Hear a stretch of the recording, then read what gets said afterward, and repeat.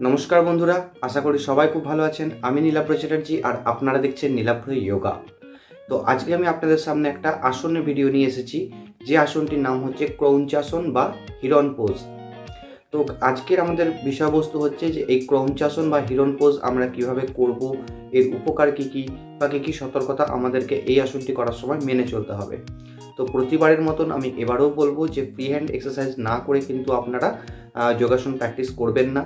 आगे free hand exercise करुन तारपरेई आपनारा एकमात्र योगासन प्रैक्टिस करबेन। और यदि एखोनो पर्यन्त फ्री हैंड एक्सारसाइजेर भिडियोटी आपनारा नीचे ना देखे थाकेन तो नीचे डेसक्रिपशन बक्से लिंक देওয়া আছে, সেখান থেকে যান, গিয়ে দেখুন, সেগুলি প্র্যাকটিস করুন, তারপরেই একমাত্র যোগাসন প্র্যাকটিস করবেন। তো চলুন এবার আস্তে আস্তে করে আমরা ক্রৌঞ্চাসন বা হিরন পোজ সম্পর্কে জেনে নিই। তো এবার ডাইরেক্ট ভিডিওটিতে চলে যাওয়া যাক। তো প্রথমেই আপনারা সোজা হয়ে বসুন। এবার আপনাদের দেখানোর জন্য আমি একটু সাইড হয়ে গেলাম। এরপরে একটা পাকে ঠিক বিরাসন যেমন করে আপনারা করেছিলেন সেইভাবে বসবেন, পাটাকে এইভাবে সাইডে রেখে। এরপরে উল্টো পাটাকে আপনারা যতটা পারবেন হাত দিয়ে ধরার এইভাবে চেষ্টা করবেন যাতে আপনার মানে পায়ের তলার দিকে হাতটা থাকে। আর পিঠটাকে যতটা পারবেন সোজা রাখবেন। আর নিঃশ্বাস প্রশ্বাস কিন্তু সবসময় নর্মাল হবে, বন্ধ হবে না। তো এই হচ্ছে ক্রৌঞ্চাসন বা হিরন পোজ। তো এটা যেহেতু আমরা একটা সাইডে করলাম তাই আমাদেরকে এবারে ঠিক এর উল্টো সাইডটাও করে নিতে হবে, যার জন্য আমি ঠিক এর অপোজিট সাইডে ঘুরে গেলাম। এবারে দেখুন যে পাটাকে আমরা আগের বারে ভাঁজ করেছিলাম মানে বাঁ পাটা, এবারে আমরা করব ঠিক ডান পাটাকে ভাঁজ আর বাঁ পাটাকে স্ট্রেট রাখবো। তো যতটা পারবেন পিঠটাকে সোজা রাখবেন আর নিঃশ্বাস প্রশ্বাস কিন্তু নর্মাল থাকবে। প্রথম 10-20 সেকেন্ড করে প্র্যাকটিস করুন, তারপরে আস্তে আস্তে করে টাইমিং বাড়াতে থাকবেন এবং ঠিক যেভাবে করেছিলেন সেইভাবে ছেড়ে দিয়ে শবাসনে আপনারা বিশ্রাম নিতে পারেন।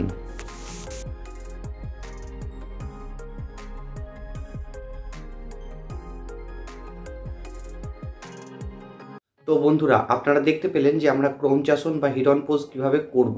তো চলুন এবার এক এক করে এর কিছু উপকার সম্পর্কে আমরা জেনে নিই। তো এর যেটা প্রথম উপকার যে এইটা যেহেতু মেনলি পাটাকে নিয়ে মেনলি আসনটা করা, তো আপনারা বুঝতে পারবেন রেগুলার বেসিসে করলে যে আমাদের পায়ের যে মানে একটা থাইয়ের যে তলার দিকে শিরাগুলো বা পেশিগুলো সেগুলো একটা স্ট্রেচ হচ্ছে। এরপরে কি হচ্ছে আমাদের থাই বলুন, হ্যামস্ট্রিং বলুন বা আমাদের ধরুন যে আমার পায়ের তলার যে কাফ মাসলস যেটা বলা হয় কাফ মাসলস সেইটা, তো এগুলো এক একটা মানে নিজেদের স্ট্রংনেসটাকে বাড়াচ্ছে এই আসনটাকে করার ফলে। এই আসনটি আপনারা যদি রেগুলার বেসিসে প্র্যাকটিস করতে পারেন তাহলে বুঝতে পারবেন যে আপনারা কিন্তু নিজেদেরকে অনেকটাই লাইট ফিল করবেন। লাইট ইন দ্য সেন্স হচ্ছে মানে নিজেদেরকে একটুখানি ফ্রি ফিল করতে পারেন, হালকা টাইপের লাগবে আপনাদের এই আসনটি যদি আপনারা রেগুলার বেসিসে প্র্যাকটিস করেন। এই ক্রৌঞ্চাসন আপনারা যদি রেগুলার প্র্যাকটিস করেন তাহলে আপনাদের যে হ্যামস্ট্রিংয়ের যে একটা ফ্লেক্সিবিলিটি থাকে সেটাও বেড়ে যাবে। এছাড়াও আপনার যখন দেখবেন গোটা বডিটা আপনার স্ট্রেচ করতে হচ্ছে, তো গোটা বডিতেও যে আপনার বিভিন্ন রকম যে মাসলসগুলো রয়েছে সেগুলো দেখবেন অনেকটা ফ্লেক্সিবল হয়ে গেছে। এই ক্রৌঞ্চাসন আপনারা যদি রেগুলার করেন তাহলে বুঝতে পারবেন যে আপনাদের যে ডাইজেশন যে পাওয়ারটা আছে সেইটা কিন্তু অনেকটাই বেড়ে যাবে। এছাড়াও এই ক্রৌঞ্চাসন আপনারা যদি নিয়মিত প্র্যাকটিস করেন তখন দেখতে পাবেন যে এই আসনটা আমাদের কি হচ্ছে নার্ভাস সিস্টেমটা যেটা আছে সেটাকে অনেকটা শান্ত রাখছে। এতে কি হবে মানে যারা ইনসোমনিয়া বা অনিদ্রাতে ভোগেন তাদের কিন্তু একটা যে মানে ঘুমের যে একটা কোয়ালিটি সেটা কিন্তু খুব মানে ইমপ্রুভ করবে, মানে অনেকটাই বেড়ে যাবে।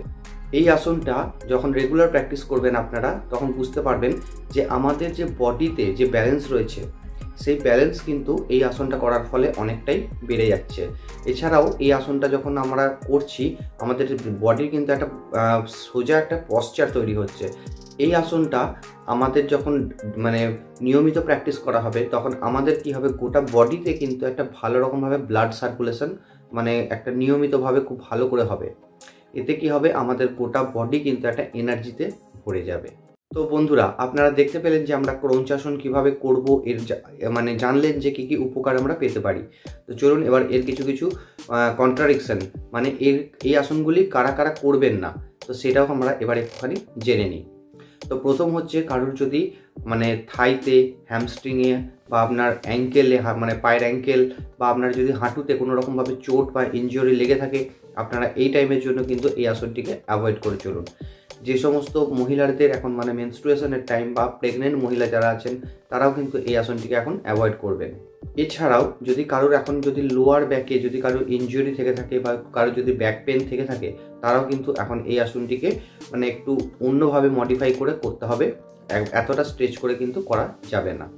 তো বন্ধুরা, আপনারা দেখতে পেলেন যে আমরা ক্রঞ্চাসন বা হিরণ পোজ কীভাবে করব এবং এর উপকারিতা বা কন্ট্রাডিকশন সম্পর্কেও আমরা কিন্তু জেনে নিলাম।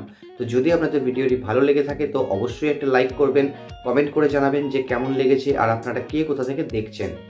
আর এখনও পর্যন্ত যদি এই ফ্যামিলির একটা মেম্বার আপনারা না হয়ে থাকেন তো নিচে সাবস্ক্রাইব বাটনটা প্রেস করে কিন্তু আপনারা এই ফ্যামিলির একটা মেম্বার অবশ্যই হয়ে যেতে পারেন। তো দেখা হচ্ছে আগামী ভিডিওতে অন্য একটি কোনো আসন বা কোন রোগের কী আসন এই একটা সিরিজ নিয়ে। তো ততক্ষণের জন্য থ্যাংক ইউ সো মাচ।